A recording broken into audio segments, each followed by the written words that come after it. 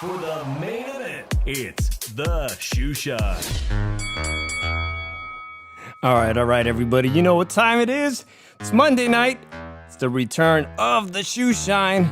I'm your host, Dave from the 408, coming to you from my studio in San Jose, California. Joining me tonight, my co-host all the way from the city of brotherly love, Mr.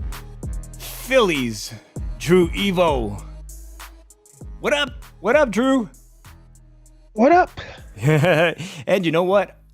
It goes without saying that this is a very special week because it's St. Patrick's Day, but also we got the return of our friend, Mr. Raw Boxing TV, Ranger. Gracias y qué pasa, homie? Oh man, it's a pleasure to be here. You know, I'm constantly busy, in and out of town, different states, but I'm here today. You extended the invitation, and here we are, brother. And likewise, man, we always love being on your on Raw Boxing TV because that Saturday stuff, when you go live with your fam, it's turned out to be a great success and giving people a place to chime and chat with other It's like being in the living room with a bunch of family members and boxing friends just hanging out, man. I love that. I love that. And this weekend was very special because we had the rematch that we're all still talking about, Estrada versus Chocolatito 2. And of course, we also had another rematch. The ladies put on a great show with McCaskill and Braekhaus, the first lady of boxing, that rematch. And David Benavidez, 168-pound former champion, trying to make a case for himself that he deserves the Canelo fight first. So let's get right to that. But first, a shout out to everyone from Leave It in the Ring family. You guys can subscribe to wherever you get your podcasts and catch this one and all the other great shows. Shout out to David, Milcar, D Styles, G Funky, and the rest of the family. And without getting into the show first, guys, I want to say rest in peace to the family of Marvelous Marvin Hagler, one of the greatest middleweights. At the end of the show, I'd like your thoughts on maybe one of your favorite fights, classic fights, because he was one of the greatest middleweight champions ever. So let's get right into the show. With the Chocolatito 2 versus Estrada. I'm wearing a shirt that says feeling lucky in honor of St. Patrick's Day. But my wife was saying, did Estrada get lucky? Ranger, did Estrada get lucky with that scorecard? The scorecards were a bit of a mess. But was he the correct winner in my book that night? Yes. Now, we can sit here and argue all night about the scorecards, and that's perfectly fine because we all have a different way of looking at the fights. But I definitely don't agree with that judge from Venezuela. Let's go ahead and put it out like that. And I believe he has been suspended as effective immediately. Starting today, he was suspended. But in my book, to me, Estrada won that fight. There was a lot of things he was doing that he was not being given credit for. One of those things was being able to sink his body work behind Chocolatito's elbows. People were more focused on him, the way he was landing, throwing to the body, and Chocolatito was so successfully catching his body shots to his elbow. But that wasn't the case 100% of the time. Estrada was very successful on coming in a little closer and hooking his arms even more to be able to go behind the elbow. And I think that's where a lot of people fail to realize that there was a lot more going on. But unfortunately today, a lot of us, when we're watching a boxing match, we're headhunters, right? We're only looking at what's going on upstairs, but we seem to ignore the very successful work that goes up downstairs. Oh, yeah, most definitely. And those scorecards were... Jesse Reyes had it 115 to 113 in favor of Chocolatito, and David Sutherland, a very well-noted judge, had it 115 to 113 in favor of Juan Estrada. Drew, this guy from Venezuela, Carlos Sucre, the WBA has suspended him for the scorecard 117-111, and of course that gets into people speculating about being paid off. Your thoughts on that scorecard? Ridiculous. I don't know what the hell he was watching. I bet you he was on his phone, probably texting somebody most of the night. But I don't know. It was a close fight. And if you didn't think that was a close fight, you're an idiot and shouldn't be even judging boxing. Shouldn't have nothing to do with boxing. So I was in Rangers' room on Saturday night, and you were making a great case that a lot of Estrada's punches, a lot of the work Estrada was doing was kind of being outshined by the volume of punching Chocolatito was doing, but the cleaner, more effective shots in many rounds were being landed by Estrada. So at the end of the night, I wasn't upset about that. I wasn't upset about a close fight if it would have gone in either direction. But the 117-11, people today are still really upset. Ranger, do you think this going forward sets a precedent in judging?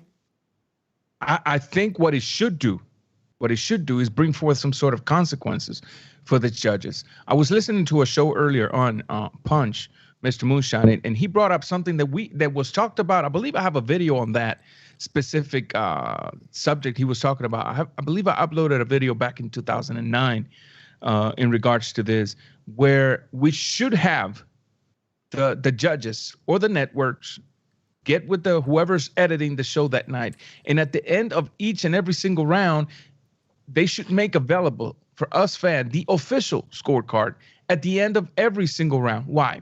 Because what that will do is create a pressure on the judges to be accurate. They will not. That will not. If we use that system, then at the end of the fight, you're not going to see these judges taking 5, 6, 7 minutes to produce a scorecard that should have already been done, because you should be judging and keeping record of it round by round.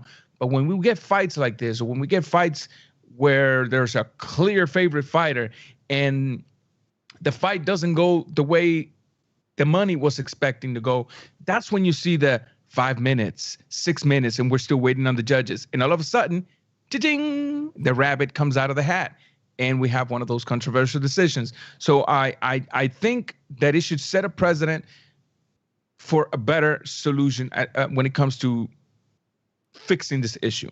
I think that if judges were forced by the Athletics Commission of whatever state of producing their scorecard round by round after every round, and just have the editor just pop it in the same way they do the unofficial scorecard, do the same thing with the official scorecards.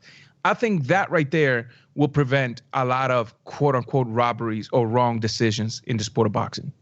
And shout out to G Funky and A-Rod, who are joining us in the chat. Drew, the state of Texas has had a lot of controversial decisions over the years. One of the most famous ones, I was a big fan of Paulie Malignaggi when he fought Baby Bull Diaz, and he felt he was robbed in that town, in the state of Texas as well. Is this a pattern in the state of Texas to you? Yes, it is. But let's not remember, they're gonna get a bunch of big fights. Yeah, but here's the thing about Texas. I think Texas is the biggest BS state athletic commission is the boxing. Like, they have so many bad decisions, it's not even funny. And here's the problem. Even if the dude's not from Texas, for some reason, they still have a controversial decision. So at the end of the day, maybe the athletic commission's got to do something to make sure that not these cards can come out, and these BS cards come out of nowhere again. But you're always going to have BS scores in boxing. Somebody's always going to be a dumbass and think that they saw a totally different fight than mostly everybody else did. Yeah, G Funky had a really good show on HCP Uncensored last week. Now, they were discussing the famous Lara versus Canelo fight. That I know that's a hot topic for a lot of people, including Drew Evo there. And it was almost a preview of what was going to happen this weekend, because that was a very close fight as well. That was controversial. Some people still have in their minds Lara winning that fight. Lara winning. I had him winning. Yeah, okay, so this entire panel has it, but they'll think we're crazy over there on that show. But today I'm hearing that Canelo Alvarez, that Texas may very well get the fight with Billy Joe Saunders, Drew, because that's what Eddie Hearn is hinting at today in the boxing media, that fight actually may not take place in Vegas like Canelo wants. They think it may work out in the best interest to have it in Texas, with the stadiums being, they've already got the blueprint in place for a big stadium. Your thoughts on that? I still think he's gonna win. Screw it. You still right? If you haven't kept up, G Funky says he's scholar. So it was a very heated show, and it always brings a heated discussion. And this week we'll probably be discussing this fight for a long time. But Ranger, at the end of the day, there's been a lot of close calls, like Manny Pacquiao, Timothy Bradley, that happened in Las Vegas. Is the true winner the fans?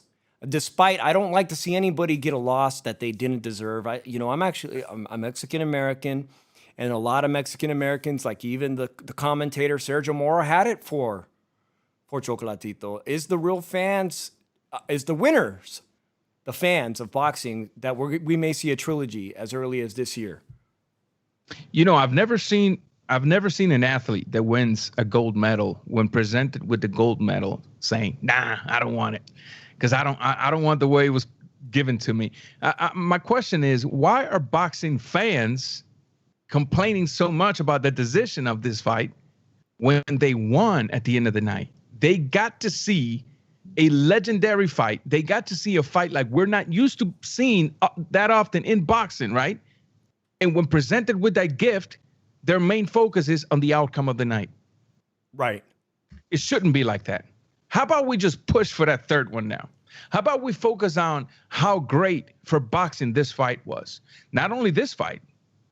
I believe the girls gave us a good show as well. I mean, but this fight, there shouldn't be any complaint. Just like you, I always want to see the right winner wins. In my book, contrary to a lot of people, the correct guy won that night. You know, Sergio Mora had for Chocolatito. So many other boxers, if you went to Twitter, so many other boxers had it for Estrada. So that's the beauty about this fight. It was so intense. It was so competitive that you can put 50 people in the ring, in a room, and I guarantee you 25 will see it one way, 25 will see it another. So what does that tell you? Forget about the result. Let's push for the third one. Let's keep infusing our boxing high, if you will, you know, because at the end of the day, person like me, I'm addicted to great fights. Last Saturday, I got my high. Oh, most definitely. I got nothing to complain. The thing that's the beauty, one of the things of beauty is that neither of these people had undefeated records anymore. So there wasn't that on the line. We know Chocolatito's going to be a Hall of Famer.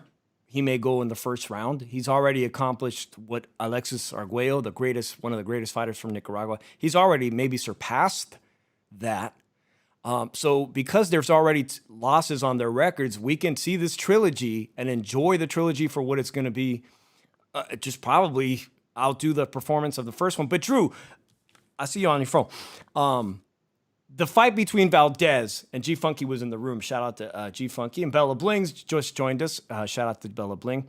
You predicted that the Valdez fight versus Burchell would be in favor of Valdez, but everyone else that I talked to, the fans thought that was going to be a barn burner and that fight was going to be a contender for fight of the year. That didn't play out. That actually turned out to be somewhat of a boxing clinic from Valdez. Yeah. Right? So Saturday, I think we're walking away with the consensus that the true winners are all boxing fans. We're going to see a trilogy most likely. Drew, people want to know about this Billy Joe Saunders fight. People are asking already.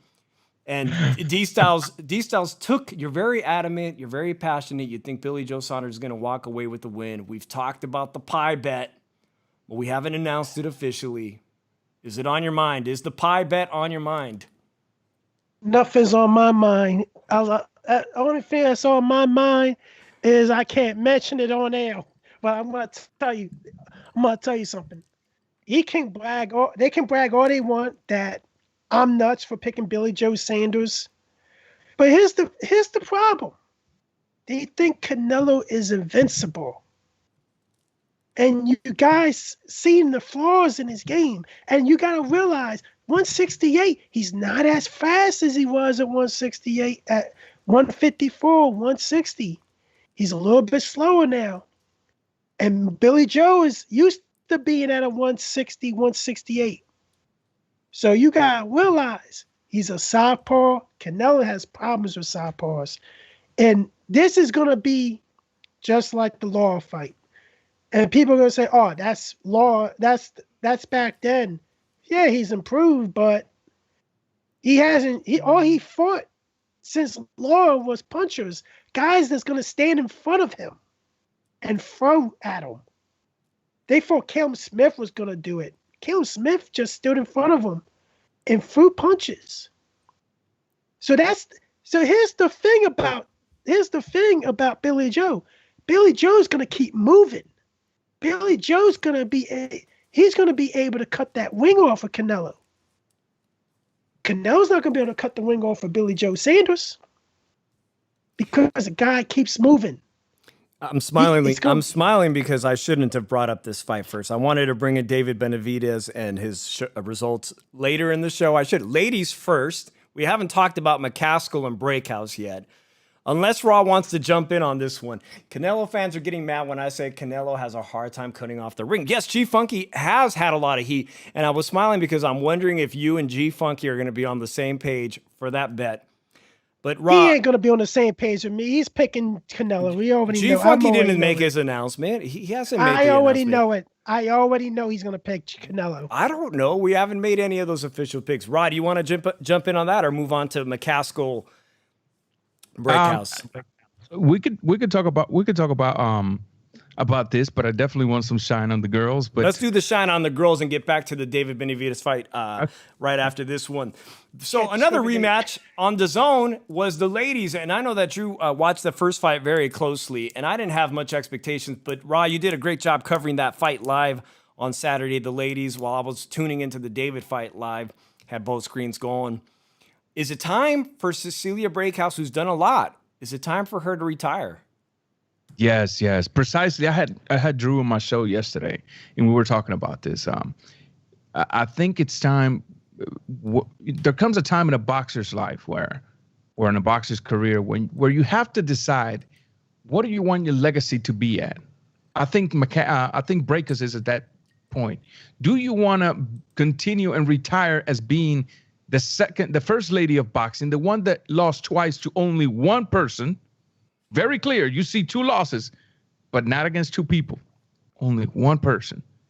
Do you want to retire like that? Or do you want to continue to box, keep losing, becoming a punching bag to the new bloods in the sport? Or do you want to retire with that stained legacy of becoming a punching bag at the end of your career?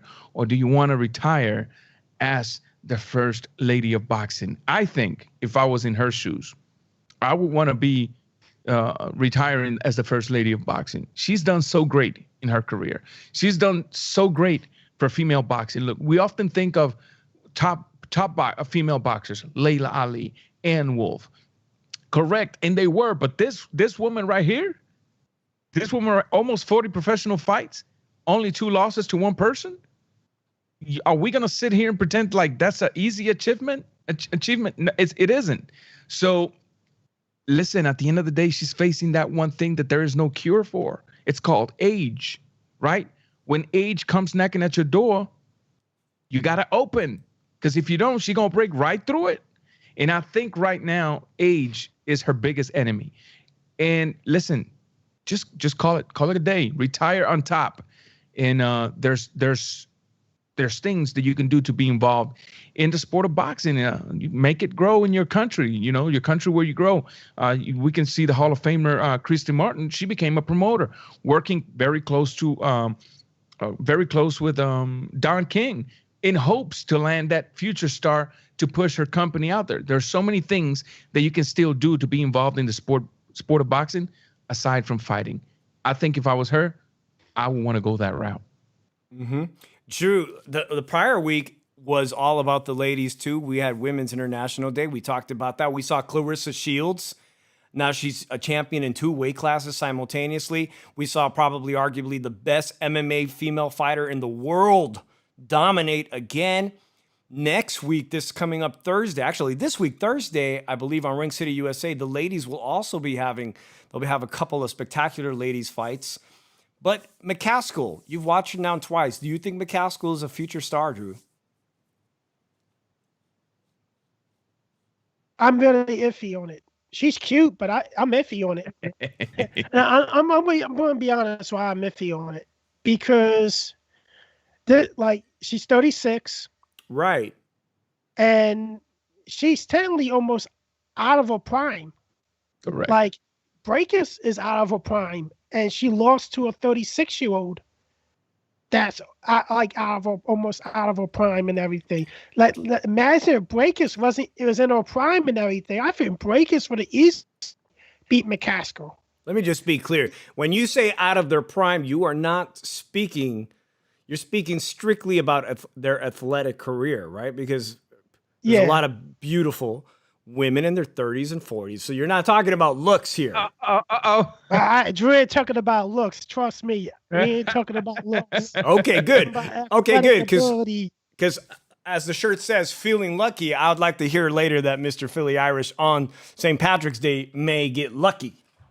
You could at him at Drew Evo. Thanks, Dave. Shout out. Appreciate it. But nah, this is what I think. It's very iffy. But the thing is, she did give Katie Taylor the best fight of her career. Like, gave her the most problems and everything. And that's probably the next fight for McCaskill is fighting Katie Taylor and everything. Or Carissa Shields. She called out Carissa Shields too. To have her come down to 147. But she only really has maybe at most 4 years left in a career. And like they only have like 11 or 12 fights in her career. And her trainer actually quit his job.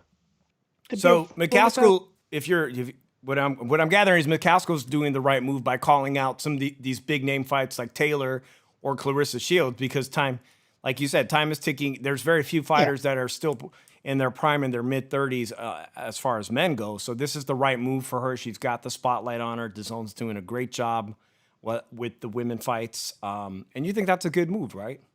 It is the right move to do. You're undisputed champion. You gotta really challenge yourself now and get the biggest paydays now, because you don't know how long your career is gonna be. Like Braekhuas and everything, Braekhuas can easily land another fight with a big star like Carissa Shields or maybe a Katie Taylor or something. But at the end of the day, I agree with Ranger. She should retire. She's my opinion, the greatest woman boxer of all time. When I hear people trying to go on Twitter and say Carissa Shields the greatest woman boxer of all time, I was like, are you serious? You're saying that since she undisputed in 2 weight classes that probably only have 17 fighters at most in it, and maybe half of that rankings, half of them are under 500 when it comes to record wise, and we don't know nobody. Her best fight, the best fighter she fought was Christina Hammer, and tell you the truth, I don't think a lot of people ever heard of Christina Hammer at the end of the day. So who has Carissa Shields fight? Nobody. And I'm not hating on her and everything, but look at the resume. Look how many, do your research. Look how many fighters are in that weight division of women's boxing.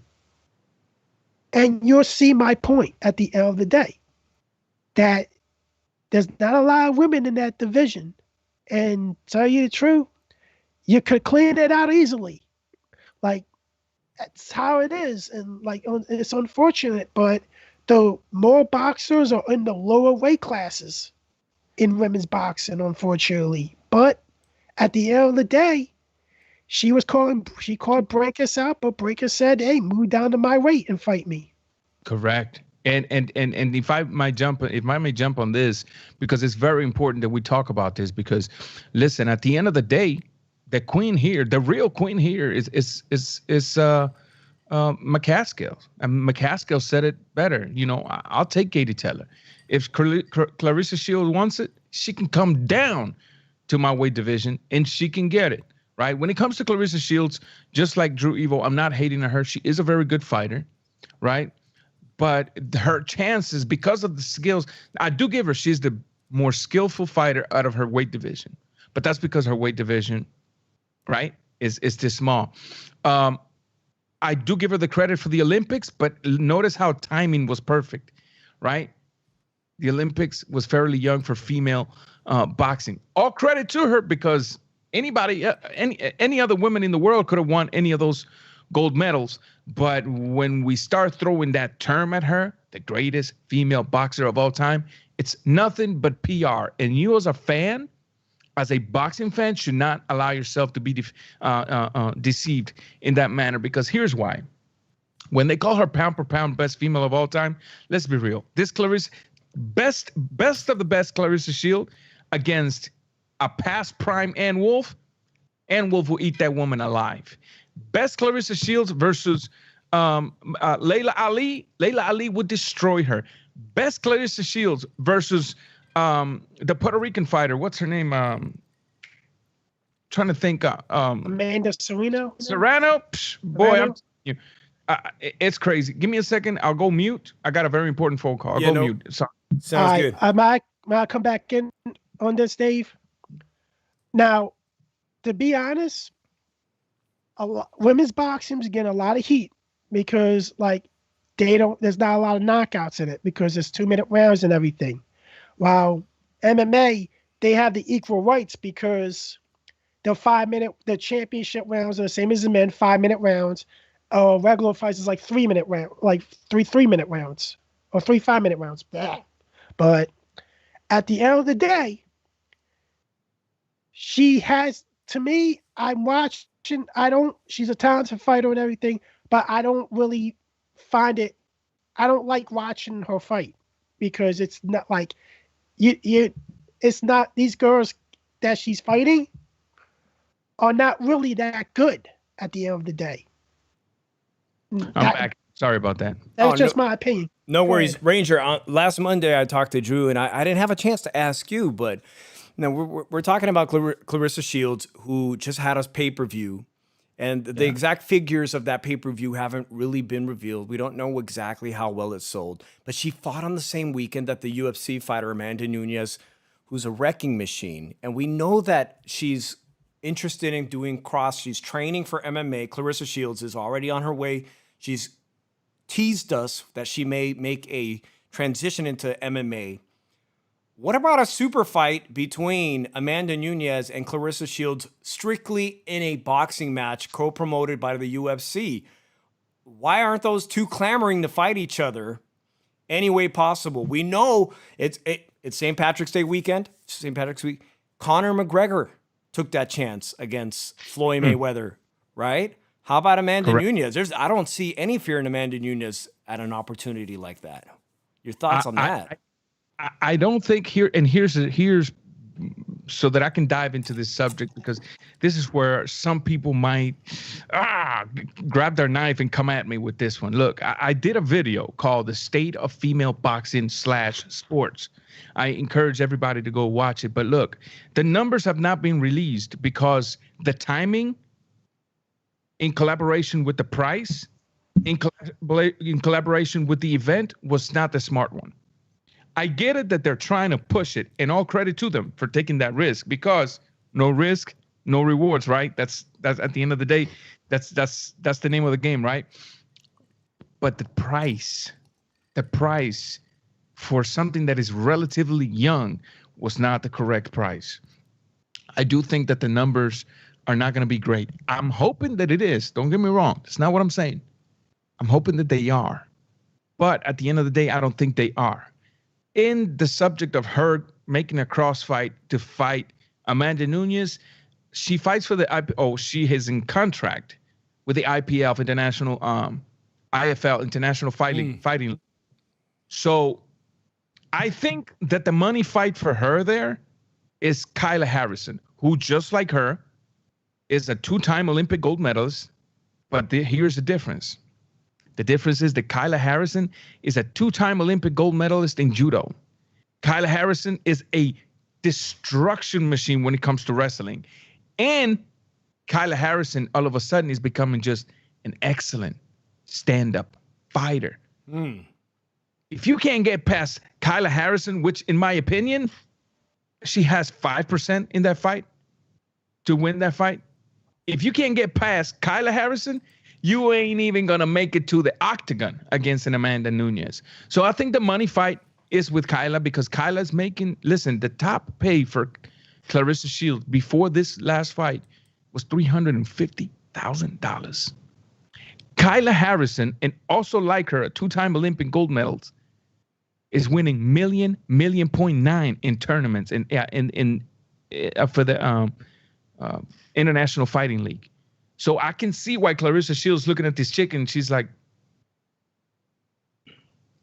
why is she making that money and I'm only making 350 G's? I'm gonna go over there. Hey, as a fighter, I would too. I think that those two trains, Shields and Nunes, will not collide before before Shields and Harrison do. The money for her is against Kyla Harrison. The bigger shot for her is against Kyla Harrison, and I still don't think she can go past Kyla Harrison. Kyla Harrison is too smart, and she knows how to feint, come to the mid-range, and grab those legs with her hands and swipe you. And once you're in the ground with a good wrestler / two-time Olympic gold medalist judo, I just don't think. I mean, look, to make it even easier, Ronda Rousey, how successful was she being a bronze medalist as a judo artist? How successful? Now we're talking about a chick that's two-time Olympic gold medals in judo and who's also a very good wrestler and who's also becoming a very, very good and educated stand-up fighter. Nah, she needs to stay away from Kyla as well for now.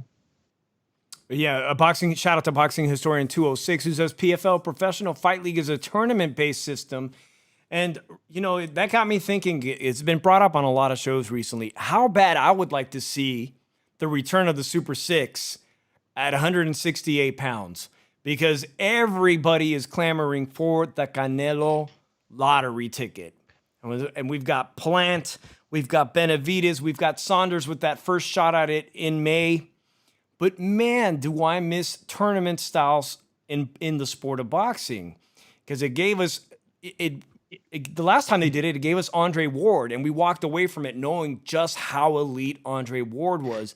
A lot of people still have doubts. Some people still have questions, even though I may not be in that list, if Canelo really is the top of the food chain at 168.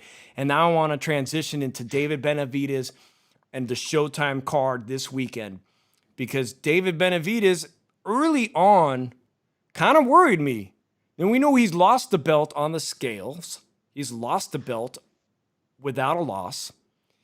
And he looked sluggish to me coming into this fight. In fact, I was very impressed with what Ronald Ellis was offering early in that fight. Now, I don't know if you guys saw, a lot of people were telling me they didn't even see the fight. They just caught the replay. So I'll start with you, Drew. David Benavidez, did he make a strong case? He walked away with a TKO win. He broke down his opponent, but did he make a strong case for you? Ellis was a game opponent. Definitely was a game opponent for him and everything. But to tell you the truth, I really have to see him fight maybe a top 5 super middleweight. Because I'm gonna be honest with you, I'm just tired of seeing him fight really like these guys that are like gatekeepers at most, if you look at it. But don't get me wrong, I think Benavidez can cause Canelo problems, but I just feel that it's time to step up to the top, near the top of the food chain now. And if that's just promoter issues or something making fights, like, you're not getting Caleb Plant. Caleb Plant seeks unification now. Because he is a belt holder. And I see Ranger shaking his head in agreement about David Benavidez as what some people are going to criticize as soft opposition. Now, Ellis was a sparring partner to Canelo Alvarez, and Canelo just destroyed Yildirim, who was also a former sparring partner. Does he deserve that criticism, Ranger, that he takes on soft opposition? I think that David Benavidez, for the type of fighter that he is, for the type of fighter that people are making him out to be, I do think that his opposition is definitely nowhere near close to Canelo Alvarez. I think his opposition has not been, nowhere near close. Now, here's what I got to say against David Benavidez, because I don't want people to misunderstand me when I'm talking about him, because I'm not hating on the kid at all. I think the guy is very dangerous. I'm in agreement. I agree with a lot of people that say in that division, one of the fighters that might give Canelo a run for his money is also David Benavidez. What I want people to realize is this. Compare the Canelo we got now at 168. The Canelo that it doesn't matter if he got in front of him a headhunter, the Canelo that with his upper body movement and head movement is able to slip shots, come into the mid-range, inside as well, and effectively work the body. The Canelo that inch by inch, in collaboration with his upper body movement, gets inches in and knows how to work in, down, up, mid-range, is not only focused in your body or in your head. He likes going to your biceps. He loves shooting that uppercut to your elbow. He absolutely loves planting the straight right cross to the center of your chest. Canelo does things people don't even know or pay attention to. They think Canelo is just a left hook to the body and a right hand upstairs. Canelo has big, and look, before you call me a Canelo fanboy, go to my channel. I got 150,000 videos against Canelo before you call me, but I have to speak boxing. And Canelo is not the same fighter he was 6-7 years ago. And even though that, like Drew was saying, he is a hair slower, the style of boxing he's implementing at 168, speed is not his best friend. Speed is not what he's needing, because what he has found is that he can inch by inch close the gap. And once he's in there, it's really hard to get him out. And if you do get him out with upper body movements, head movements, and feints, he finds himself right back in it. And once he's in, he goes to work. The thing with David Benavidez is, has no legs, no leg movement. His inside game is not good at all. Dare I say, being the longer fighter with the longer arm, his power is not going to be there on the inside either, unless he repositions his body. And if he does, then he's risking to open himself even more for a shorter Canelo to put even more work to the body. I'm not saying Canelo is the boogeyman or invincible. By no means. Every fighter is beatable. And we've seen Canelo being unsuccessful on a couple of times already. I just don't think Benavidez is the boogeyman for Canelo. I think, and I'm going to put it in very drastic, exaggerated terms, Benavidez is food for Canelo. Anybody want to call him a fanboy? Let me read Andre Rodriguez's comment, because I'm not sure if he's speaking on Benavidez or Canelo, because Canelo, as some people say, he's very good now at cutting off the ring. It's something that he's developed. I'm going to argue that his legs are better than David Benavidez. And that's one of the things that concerned me early on in his performance this Saturday, was that he let those early rounds go to Ellis. And that's something he cannot afford to do in either fight with Plant, if that's the fight he gets first, or if he gets with Canelo. He absolutely can't give away those 4 or 5 rounds up front. That'd be a disaster for him. But Drew, do you see Benavidez continuing to have issues making 168, and this elusive fight with Canelo may not even happen? Yeah, but here's the thing. I think he gets beat before he ever gets that fight with Canelo. Bing, bing, bing. Mm-hmm. And I'm gonna tell you, like, here's the thing, man. And people can laugh. I don't care. If he get the Caleb Plant fight is the wrong fight for him, because Caleb Plant moves around a lot and boxes. That's David Benavidez's worst enemy as a fighter, to fight a pure boxer. And I think Caleb Plant gets an easy decision over David Benavidez. Okay. I don't think it's easy, but I partially agree with that. Caleb Plant, I believe what people see on Caleb Plant is they listen to his mouth, and you got to think of this. A fighter's always going to have an ego. A fighter's always going to talk about himself as the icing on the cake, and that's definitely Caleb Plant. The things he says about himself definitely don't match with reality. But don't take away from the fact that he is a very good boxer. Don't take away from the fact that he does have a very decent defense, and he knows how to move around the ring. And I have to kind of agree with Drew on this one. I do see a very focused Caleb Plant, and I have to include that word focus.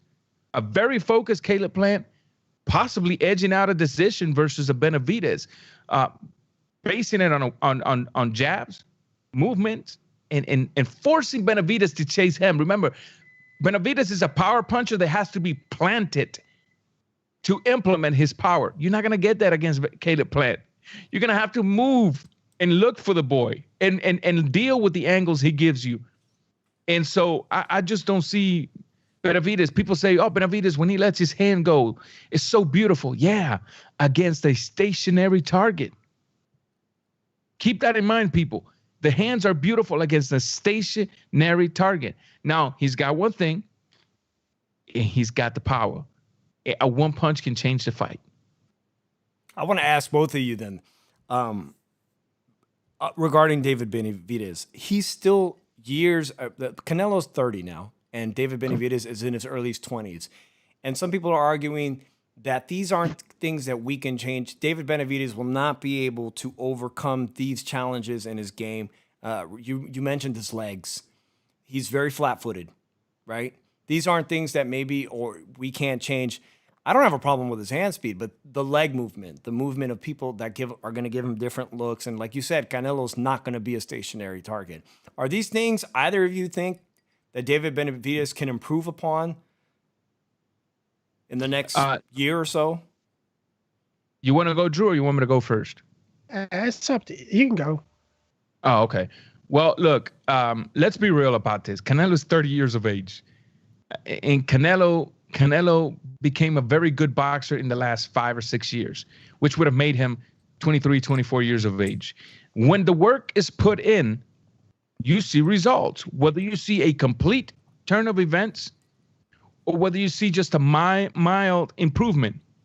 But if the work is put in and he gets himself a good agility trainer and he puts forth the work back to back to back, you can see an improvement. Will we ever see him being a Sugar Ray Robinson? No, that's not what we're wanting to see. We want to see just a little more elusiveness down there. We want to see that foundation to adapt to certain situations during certain fights.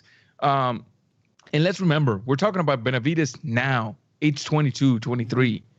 Benavidez, for all we know, will be a destruction machine 5-6 years from now. Right. I also think I will add this in so that Drew can go. People need to realize Canelo is comfortable making 168. The question is Benavidez still comfortable and strong at making 168? And I'll go to Drew on this one. Now, when it comes to his issues, can he improve on them? Yeah, he can improve on them. But the thing is, his trainer has to force him to improve on those issues he has, like to make him more movable and not flat-footed all the time. And that's very hard for somebody growing up being a flat-footed fighter and everything. But this is the time where you change him because he's under 25 years old and everything. Even though he's 23-0 now, you still can teach him and change some of his movement and everything. But the thing is, he claims he can make 168 for 3 more years. I doubt he'll be able to make 168 for 3 more years. He's failed to make weight already. Cost him his title. Do you think he's gonna fail? He's gonna miss weight again, and he's gonna say, "Oh, I'm gonna try to make 168 again"? No, that's gonna tell you need to move up to light heavyweight. And be honest, I'm surprised he didn't make the move up to light heavyweight yet, since he failed on the scale. But the thing is, he's trying to get a Jamal Charlo fight. Now, here's the thing. You're fighting somebody on the same bracket like PBC, but he's moving up to fight you. And that defeats the purpose. Okay, it's a money fight. It's a good money fight for you and everything. But that defeats your purpose because you need to move up in competition and fight these better super middleweights. You're supposedly, as a former champion, your best win is against Anthony Durrell. And clearly, if Anthony Durrell was the fighter that he was back in the day, a former champ, before his struggles, I don't think he beats Anthony Durrell. I'm glad you brought up one guy, and I was ready to move on to this because I do like talking about David Benavidez and the Canelo sweepstakes because he's making a case, and the wild card is Charlo moving up to 168. Like, if he can't get a big money fight with Canelo, he's asking Charlo to move up to 168 and face him. Is that a good move, trying to drag up Charlo? And Charlo could potentially be a fantastic middleweight champion. I mean, we've already saw how he disposed of Derevchenko last year. I think Charlo is definitely a very good competition, but I think if there was ever a time to get the Charlo, it would be on his first visit to the 168 division. You don't want Charlo to come in and get comfortable at the weight division and allow his body to acclimate to the division. I think the very first time he steps in, that's the time to get him, right? But even with that being said, be careful because Benavidez has the power. Yes, we know. But Charlo is no punching bag. No, he's got a lot of skills. Yeah, he's no stationary target. And dare I say, he's got very decent power himself. I can see why people might look at this and say, man, these guys are coming down on Benavidez. But I challenge anybody to go and dissect what we're saying, right? Look at his fights in slow motion in YouTube or something. Because all I want to see is a Benavidez that improves. I think the fact that he's been dropping people left and right has him comfortable at where he's at. I can see him being like, well, I don't need to improve because look at what I've been able to do. But no, homie, you got to look at who you've done it against and then look at who you want to fight. Look who's the next step ahead of you and be like, what I'm doing, is it enough? Is it going to be enough? Nah, maybe I need to improve. And it never hurts to improve. The time to get Charlo will be on his first visit to 168. If he allows Charlo to acclimate, I don't think he can. I don't think his chances are less. Let's put it that way. True. Like, here's the thing, and like some people, like I really want some people to know, we may say positive things about fighters, but at times if we find something negative about the fighter, we're gonna say it. That's the point of having a discussion about boxing, is to say positives and negatives and everything, because trust me, every fighter has a negative to them. They're not a perfect fighter. If they were a perfect fighter, then we would put them on the pedestal already. But there's no perfect fighter, no just thing. Even if he's undefeated or retired undefeated, there's no perfect fighter. But this is a move that can potentially backfire easily on Benavidez because Charlo does possess a lot of skills. The only thing that benefits Benavidez is he's the bigger fighter. Mm-hmm. He has the power, but at the same time, Charlo can move. Charlo has skills. It's a big money fight if you look at it. That's the positive about it. But the negative is that he's moving up to 168. And beating him, what does that do for you? You beat a former middleweight champion that his competition is questionable also. And you could say arguably the best fighter on his resume is Sergey Golovchenko. But Benavidez is not really shown against a prime opponent, opponent that's in the prime of his career, that's a top fighter in this division. He has not fought that yet. And until we see that, David Benavidez is still somewhat a mystery to many, many people. Today, an article came out on boxingscene.com. It's got me very concerned and maybe gives me an idea and a reason to believe why Benavidez is talking about facing Charlo, asking Charlo to come up to 168. And the article says it's Canelo Alvarez and Eddie Hearn have a love affair going. Okay, quote, Canelo says, the idea is to continue to work with Eddie Hearn for a very long time. He is the best promoter in the world by far, said Alvarez to TV Azteca. I love working with him because he is a promoter who cares about even the little details, which makes everything much better. He never has a problem with his fighters, and he listens to the wishes of his fighters. It's great to finally work with this type of promoter. It is true we signed only a 2-fight deal for February and May. I like this way of working, and Eddie is happy to continue to work with me too. We will see. What's the likelihood of Eddie Hearn hammering out an agreement with PBC? Because in order, Eddie Hearn's going to have to work with Al Heyman to get a fight done with Plant, Charlo fight, or Benavidez. They all are going to have to. Here's the thing. Canelo's got his own promotional license in the state of Nevada now. But from what it sounds like, he's liking what's going on with Eddie Hearn and Eddie Hearn's roster of fighters. Either of you. So here's the deal. I spoke about this in the past when it comes to Eddie Hearn and the relationship with the fighters. And you have heard Eddie Hearn speak on the press conferences and the way he's expressed himself about the fighters. You can tell in the way his facial expressions when he's talking face-to-face to a fighter. How often, I'll ask this question to the chat and they can answer, how often do you hear a promoter say, I worked for the fighter, not the other way around? Whether he means it or not, how often do you hear that out of the mouth of a promoter? Dare I say almost never until you hear it from Eddie Hearn. The other thing is this. Let's remember one thing.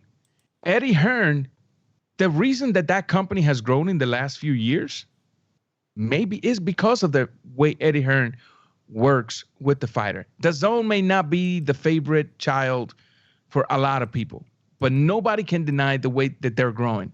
And the reason they're growing, listen, you cannot have all these fighters wanting to be under your banner unless you're treating them good, right? Look at what's happening with Bob Arum. When Rigondeaux killed his cash cow in Nonito Donaire, he made a public decision to destroy the image of the very fighter he was supposed to promote. When Teofimo Lopez destroys his secondary cash cow in Lomachenko, he made it a public decision to also discredit Teofimo. Now that Terrence Crawford only has one fight and might potentially leave his stables, he's also done the same thing. But when we compare that to Eddie Hearn, we hear Eddie Hearn that says, I work for the fighter. I'm their employee, not the other way around. I can see why Canelo or any fighter would say the things that Canelo said. As far as Eddie Hearn being able to land a deal with Al Heyman, the mysterious Al Heyman, I don't know, because he is just that. I'm not saying he doesn't exist, but he is just that. I have spoken with fighters like David Morrell Jr., the WBA champion of the world at 168, about this man. And they don't. A lot of these fighters don't even know him. Ask everybody in the Zone whether they know Eddie Hearn or not. That's the difference. There's a lot of fighters in PBC that don't know. They've never seen personally in Al Heyman. I can tell you that for a fact. Not 100%, 1,000%. There's fighters that have never seen Al Heyman, yet they claim to work under him. Oh, you want to fight me? Go talk to Al Heyman. He's like the Wizard of Oz. Correct. But if you ask any fighter at the DAZN stables, I guarantee you everybody has shaken Eddie Hearn's hands in that stable. Everybody. And that's the difference. Drew, do you think what Canelo was saying today in this interview with TV Azteca is signaling perhaps that he's going to stick around, work with Eddie Hearn, possibly to fight Boo Boo Andrade after the May fight? Maybe we won't see Plant this year. Maybe we're going to see an extension of Eddie Hearn and him having this agreement. Maybe we'll see him fight Boo Boo Andrade. I doubt he fights Andre. Because there's not that many Eddie Hearn 168 fighters, I mean, that are going to draw the attention for a big September fight. And Andrade is, again, another credible opponent. That's another fighter I think beats Canelo too. So, and I wasn't setting you up to say that. But here's the thing. This is what I gotta say when it comes to this. Canelo really has options. at the end of the day. I thought the best September fight will probably be him having getting Zoto Ramirez to move back down to 168. Gabriel Ramirez, former super middleweight champion of the world. But I think that would be a good fight. I think actually it could be a great fight, in my opinion. He's not the normal Mexican fighter. He's a boxer. He can another fighter that can cause Canelo problems if you look at it. But at the end of the day, this is why the best fights possibly are not going to get made, because promoters. Yes. Some promoters don't want to work with another promoter. Some promoter is going to badmouth another one. That's why the Tyson Fury Anthony Joshua fight didn't almost happen, because Bob Arum got a little butt hurt because Eddie Hearn tried to bid on the fight, on Teofimo's fight. Do you blame him? To have the chance to promote Teofimo Lopez on the zone, play him on the zone. But now, I don't know. The thing is, Eddie Hearn has just made himself out to be not only just a businessman, but to really open himself up. Say, hey, you ever need anything, you can hit me up. We can even talks to his fighters and everything, or even has generally cares about them and everything. And so it says, hey, I want to give my fighter, whoever that is, the best fight possible for him so he can make the most money. Chicano Prophet in the chat. Shout out to Chicano Prophet. He says it's a good strategy for Canelo to not act like a plant fight is a foregone conclusion. It lets PBC know that Canelo's willing to pivot at any time if he doesn't like the terms he's hearing. So this could be some really genius strategy of Canelo just throwing out these little feelers today, just letting people know, hey, I'm the one calling the shots.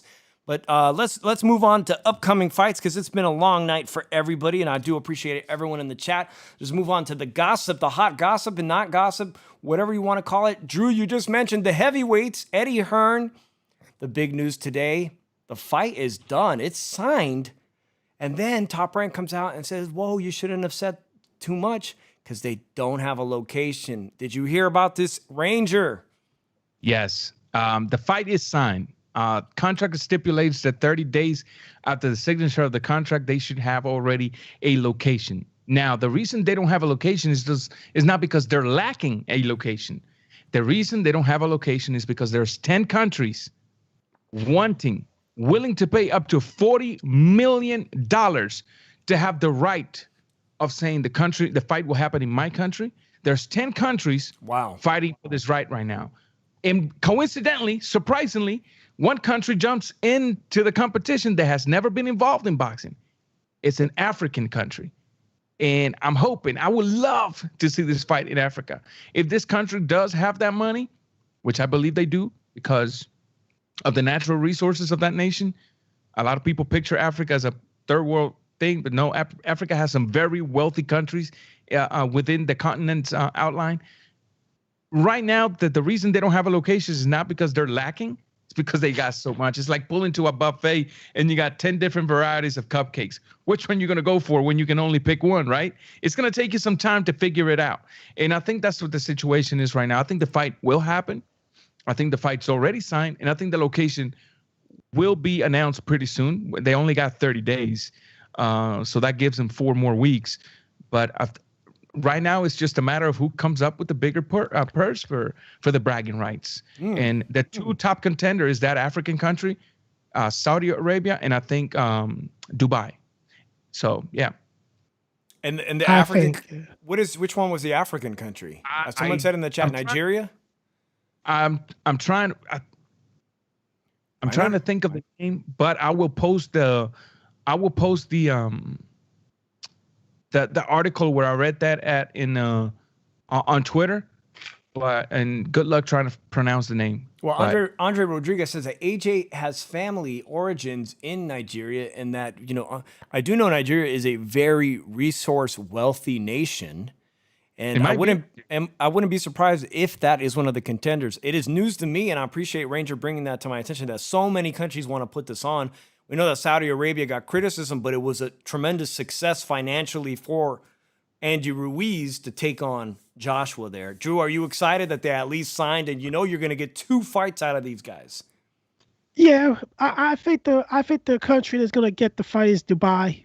At the end of the day, I think it's neutral territory. I think that's the thing. I would wish the United States got the fight, but I think it has to be somewhat neutral territory. I agree. It makes more sense to have it as a neutral territory. So the Middle East is probably the most sensible place, or Japan. Andre Rodriguez in the chat says that a dark horse. Andre Rodriguez points out that at least one of these 2 fights should take place in London. If not, it's a shame because obviously both of them are from the UK. But the fact that it's international, to me, is spectacular because it just reminds me of like the Thriller in Manila. This is the heavyweight division. This is the most closely watched division. This is the division that brings fans from all over the world. And it's undoubtedly yes or no, straight up answer. Is this the biggest fight we are going to see in 2021? Ranger. Yes. Yes. That's the biggest fight. Well, there you have it, guys. All right, coming up this Thursday night, I'm high on Ring City, USA. A shout out to my friend Jay Chaudhry, whose friend is one of the announcers over there. This Thursday in Puerto Rico, they will be doing it again. And let me just see. I had it up here who was going to be fighting on that fight. Alberto Machado will be fighting Angel Fierro. And guys, but if you haven't seen Ring City USA, I think they're doing a great job. It's somewhere in between Showbox and the classic ESPN Friday Night Fights. You don't know which one of those guys is going to be a contender because they're all either former stars or future stars in boxing, and they've been extremely competitive. The last time they fought, they had the son of Fernando Vargas Jr., and his fight, although he didn't fight someone, it's his second professional fight, although he didn't fight somebody with a big name, he did tremendous numbers on Twitch. Like, because of his social media following, they were able to get thousands of people to watch Fernando Jr. on Twitch, which was so I am very excited about what happens on Ring City USA. And if you don't watch them, make sure to watch the Leave It in the Ring roundtable on YouTube with D Styles, and shout out to everybody there. Drew, your thoughts on that, or Ranger? Have you guys caught on to Ring City USA? I have not, to be honest with you. Unfortunately, when they come on, I'm either working or I'm out of town or something. But I really do hear that they're doing some good things.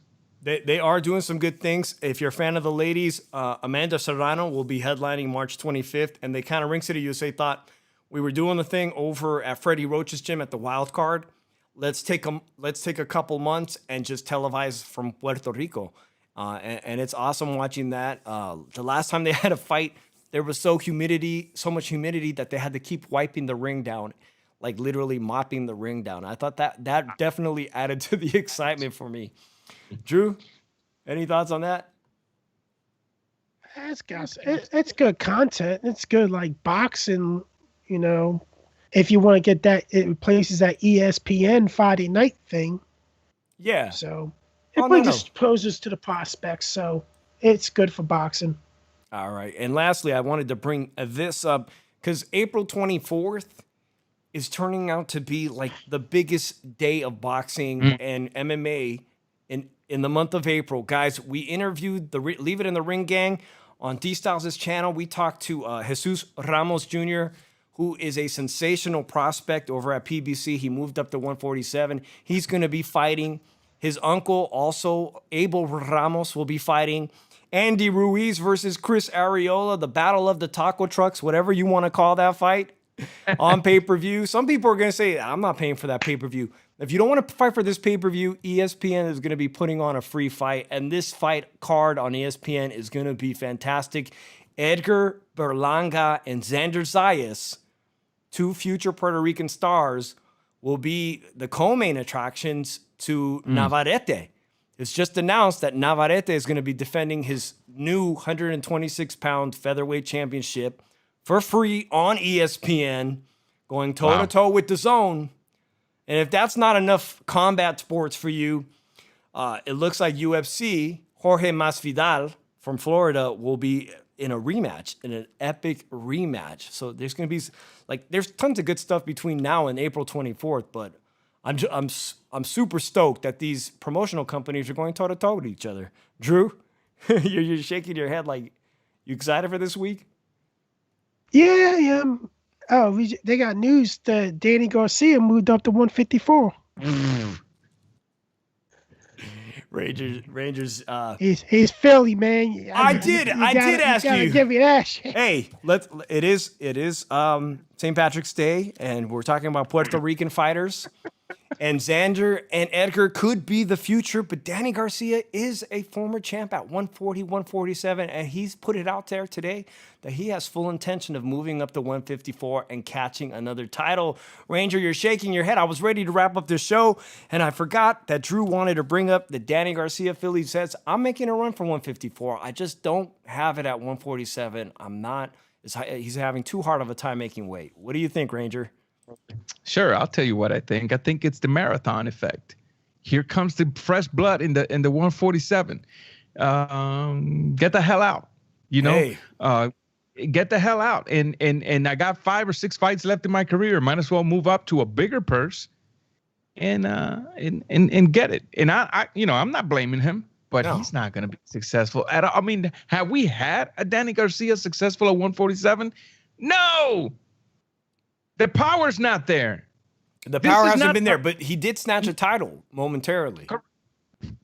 You just said it, momentarily. You think he's even going to scratch at a title at 154 against the Charlos?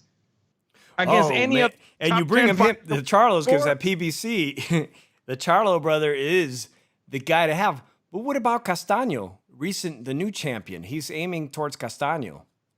I think he beats Castaño. Come on now.